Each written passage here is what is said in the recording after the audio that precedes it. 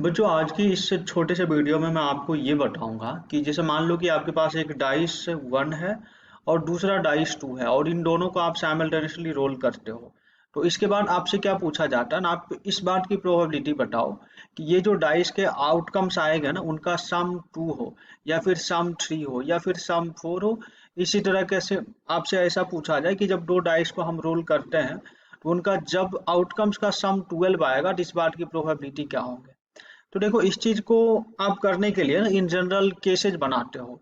तो इस वीडियो को आप पूरा देखोगे तो आपको केस बनाने की जरूरत नहीं पड़ेगी, आप बहुत ही कम टाइम में एकदम शॉर्टकट की हेल्प से डायरेक्ट आंसर कर पाओगे। जैसे फॉर एग्जांपल मैं सम 5 आने की आपसे प्रोबेबिलिटी पूछता हूँ, तो अभी आप क्या करोगे ना, पहले इसका मैनुअली केसेस काउंट करोगे, 1 4 आ जाए, दूसरा पे कुछ ऐसा 4 1 आ जाए, 2 3 आ जाए, 3 2 आ जाए। इस तरीके से आप केसेस बना के देखोगे कितने टोटल फेवरेबल हो रहे हैं। और ऑल पॉसिबल सैंपल स्पेस की बात करें तो जैसे अपन दो डाइस को रोल कर रहे हैं तो सैंपल स्पेस तो टोटल 36 आ जाएंगे। आप क्या देखते हो कि ऑल मतलब जो आपके फेवरेबल्स होते हैं उसके divide by all possible final answer आ जाएगा।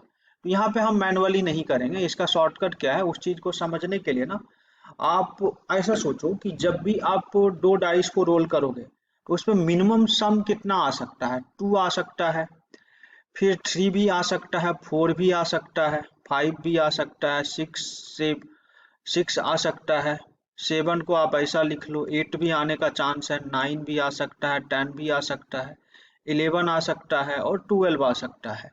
तो देखो आपको यहाँ पे क्या सोचना है ना कि जब भी आप दो डाइस को रोल करोगे तो उसका मिनिमम सम 2 आएगा और मैक्सिमम सम 12 आएगा, और बाकी उसके बीच में ये सारे कुछ भी आ सकते हैं। तो आपको जैसे मान लो कि अभी मैंने आपसे क्या पूछा कि सम 5 आएगा, इस बात की प्रोबेबिलिटी क्या होंगे। तो देखो एक ही केस ऐसा होगा जब उस पे क्या होगा, 2 होगा या फिर 12 बनेगा। दो केस ऐसा होगा जब उनका आउटकम्स का सम क्या हो, 3 हो या फिर 11 हो।